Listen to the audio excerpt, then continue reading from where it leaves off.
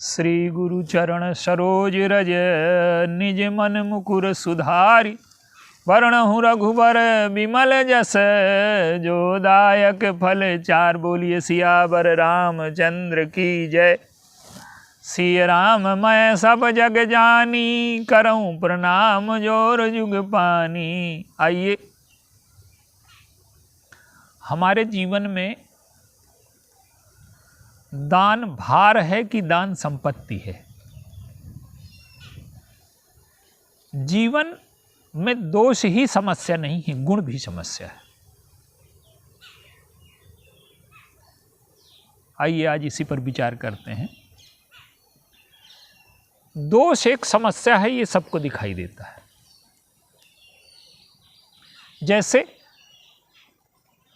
हम किसी के यहां मांगने जाएं तो मांगना बड़ा निषिद्ध कार्य है। रहीमदास जी कहते हैं कि रहीमन वो नर मर चुके जे कहूँ मांगन जाहि, और उनसे पहले वो मुए और जिन मुख निकसत नाही। आप देखिए, कोई भी कार्य जो हमारे अंतःकरण को दुर्बल बनाता है, हीन बनाता है, गंदा बनाता है, वो कार्य हमारे लिए नहीं करना चाहिए। जैसे हम मांगने जाएं किसी के यहाँ, तो मांगने जाने से क्या होता है कि हमारा अंतःकरण दरिद्र हो जाता है। हम सोचते हैं कि देगा कि न देगा, कैसा व्यवहार करेगा। तो हमारे अंदर दीनता की वृत्ति अपने आप आ जाती है जब हम मांगने जाते हैं।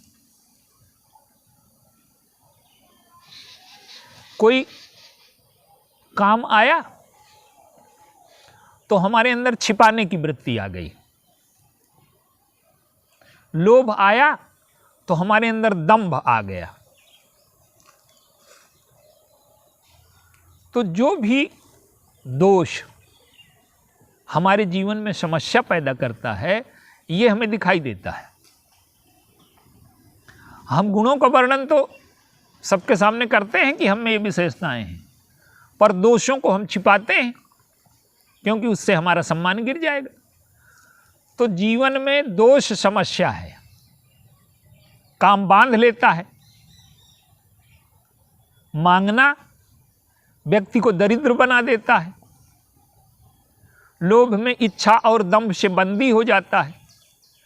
तो दुर्गुण हमारे जीवन में आत्मविश्वास को कम करते हैं, हमारे जीवन में गंदगी लाते हैं, हमारे जीवन को दुखी करते हैं, हमारे जीवन को बांध लेते हैं। देखिए, कोई भी प्रिय वस्तु है, जैसे काम है। काम में कोई चीज सुंदर लगी तो जो सुंदर लगी उसके बिना अब हम रह नहीं सकते। तो हम बंध गए कि नहीं बंध गए? हमारी स्वतंत्रता और स्वायत्तता चली गई। तो दुर्गुण एक समस्या है, दोष एक समस्या है, ये जीवन में दिखाई देता है। लेकिन गुणों का सदुपयोग न किया जाए तो गुण भी एक समस्या है।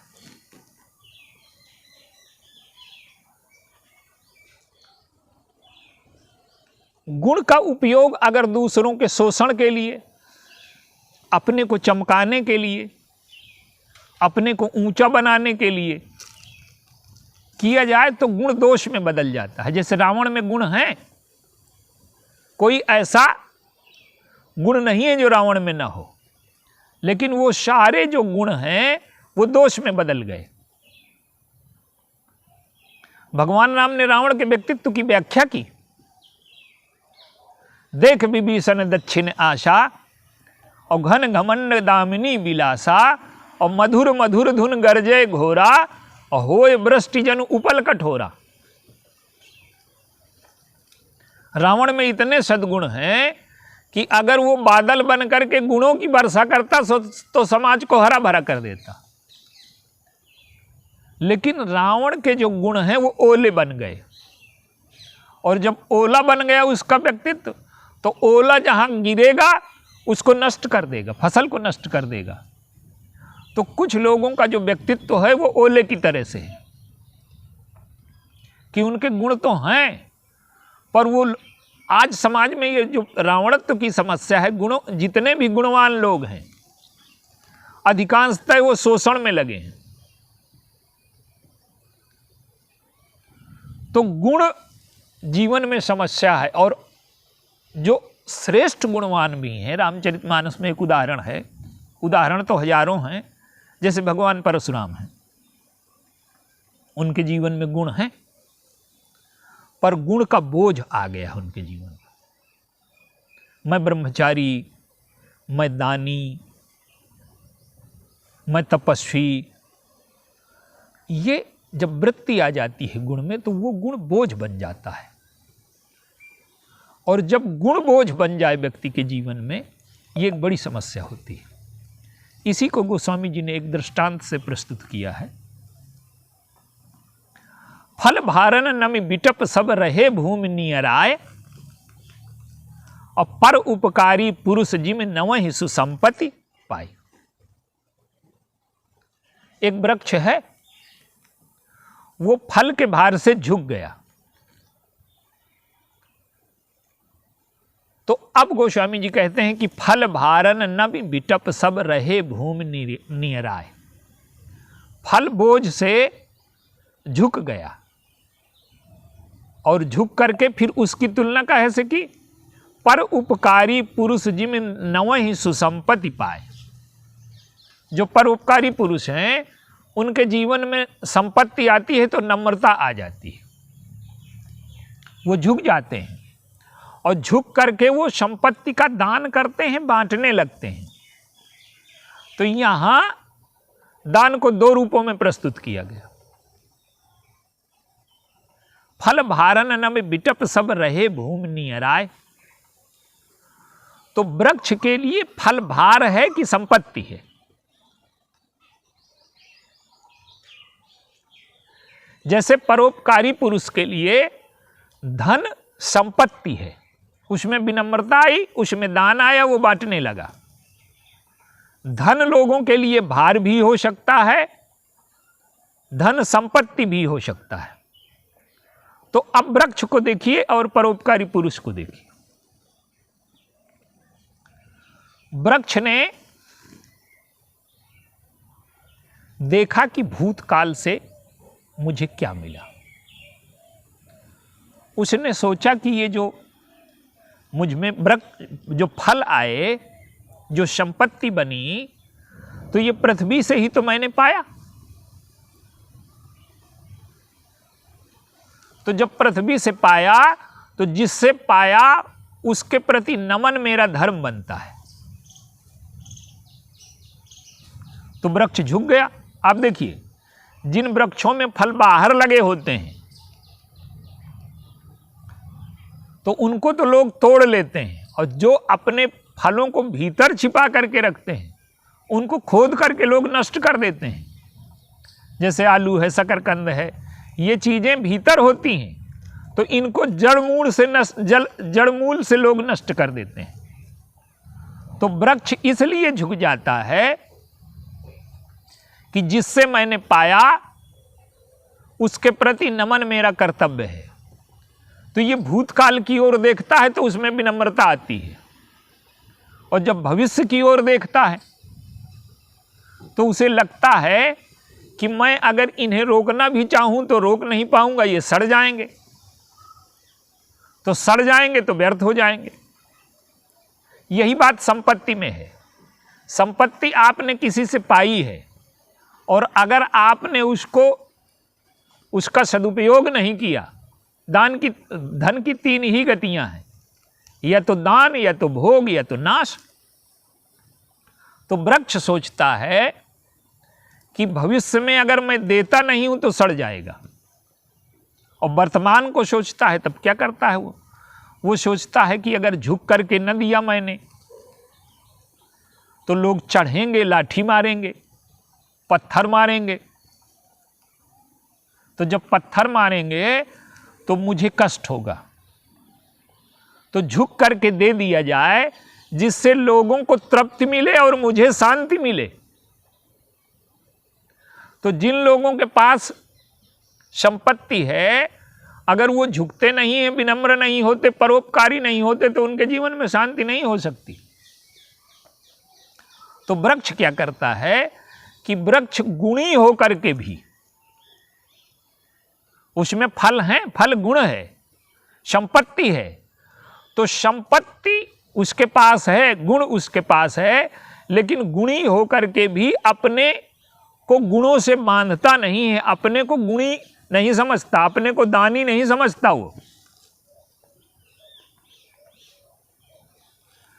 तो वृक्ष के लिए जो फल हैं वो देखिए समस्या क्या है, दान भार है कि दान संपत्ति है। देने वाला अगर उसको भार माने, जैसे कन्या है, कन्या का पिता कन्या को भार मानता है, भार ये नहीं मानता कि ये मेरे ऊपर बोझ है, वो ये मानता है कि जिसकी संपत्ति है उसके यहाँ पहुँच जाए, इतने दिन के लिए मेरे यहाँ है। तो जैसे आप कोई बोझा उतार देते हैं तो आपको बड़ी शांति मिलती है। तो जब कन्या का विवाह हो जाता है तो पिता को बड़ी शांति मिलती है। क्यों? कि वो समझता है कि जिसकी संपत्ति है उसको दे करके मैंने अपने कर्तव्य का पालन किया। तो अगर दानी ये समझे कि संपत्ति मेरी है और मैंने इसको दे करके इसके ऊपर उपकार किया, तो दान से वो बंध जाएगा, दान उसे बांध लेगा, दान उसके लिए बोझ बन जाएगा, भार बन जाएगा, दान उसको मुक्त न करेगा। जैसे दक्ष ने कन्यादान किया शंकर जी को, तो वो सोचता है दक्ष कि इन्होंने मेरी कन्या ली है तो मैंने इनको कन्यादान में दी है, तो ये मेरे प्रति कृतज्ञ रहें, मेरे ऋणी रहें। देखिए जीवन में, शास्त्रों में या किताबों में कोई अर्थ नहीं होता, अर्थ हमें जीवन में लेना पड़ता है। तो देने वाला जब उसे भार समझे और लेने वाला उसे संपत्ति समझे, तो एक में कृतज्ञता का उदय होगा और एक में उदय होगा शांति का, कि मेरा जीवन हल्का हो गया। जिसने पाया वो कृतज्ञता महसूस करे कि हम इनके ऋणी हैं, इन्होंने हमें दिया। और अगर लेने वाला ये कहने लगे कि लाओ मुझको तुम्हारा भार कम कर दूं, तो लेने वाले ने गलत अर्थ लिया। तो सही अर्थ जीवन में ये है कि जिसके माध्यम से हमारे जीवन में सद्गुण का प्रवेश हो। तो दान दे करके अगर हम दानी बन गए तो हमने दोनों ओर से घाटा उठाया, वस्तु भी दी और अहंकार बदले में ले लिया। तो दान दे करके जैसे वृक्ष बंधता नहीं है, अहंकारी नहीं बनता, तो हम क्या करें कि वो जो दान है उसे संपत्ति न समझ करके उसे भार समझें और उसे दे करके तृप्ति और संतोष का अनुभव करें, तो दान हमें बांध न पाएगा। इसी प्रकार से जितने सद्गुण हैं, सद्गुणों का हम सदुपयोग करें, पर अपने को सद्गुणी न माने, सामने वाले को हम सद्गुणी दिखाई दें, सामने वाले को दानी हम दिखाई दें, पर हम अपने को दानी मान लेंगे तो हम बंध जाएंगे। तो गुणों की जीवन में एक समस्या है कि दुर्गुण तो हमारे जीवन में समस्या हैं ही, सद्गुण भी समस्या है। और भगवान के जितने भक्त हैं उनके जीवन की विशेषता ये है कि उनमें गुण तो बहुत हैं, पर वो गुण उनको बांधते नहीं। वो सारे गुण वो प्रभु की सेवा में, भगवान की सेवा में, समाज की सेवा में लगा देते हैं। तो जैसे श्री हनुमान जी हैं, श्री भरत जी हैं, इन लोगों में अनंत गुण हैं, लेकिन गुण इनके लिए इनके जीवन में समस्या नहीं पैदा करते। उनके जो गुण हैं लोगों के अंतःकरण के दोष को दूर करते हैं, लोगों के अंतःकरण को प्रकाशित करते हैं, लोगों के अंतःकरण में आनंद की सृष्टि करते हैं। हम में कोई गुण होता है तो हम अपने को ऊपर उठाना चाहते हैं, अपना झंडा ऊंचा करना चाहते हैं। लेकिन भक्तों में जब गुण होते हैं, भगवान के गुण और भक्तों के गुण, दूसरों के जीवन के दोष, दुख, दरिद्रता, ये सब दूर कर देते हैं। आप देखिए, केवट को दिया भगवान ने, लेकिन जब व्यक्ति देता है तो देने वाले के ऊपर एहसान लाद देता है, मैंने तुमको दिया, और भगवान देने में संकोच कर रहे हैं। प्रभु सकुच यही कछु नहीं दीना, और बाहर से लगता है कि कुछ नहीं दिया, और अंदर से कहता है केवट कि नाथ आज मैं काह न पावा, मिटे दोष दुख दारिद दावा।